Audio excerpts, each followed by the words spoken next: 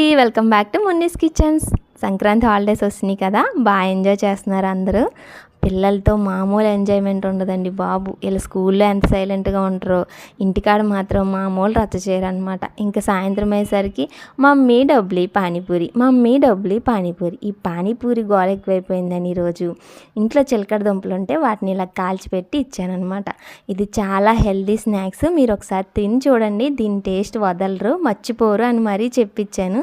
ముందు అన్నారు, తర్వాత తిన్నారనమాట. మమ్మీ సూపర్ అన్నారు, అంత టేస్టీగా ఉంటాయి. అవునా కదా చెప్పండి. కాల్చిన చిలకడ దుంపలో ఉన్న టేస్ట్ చాలా చాలా బాగుంటుంది అనమాట.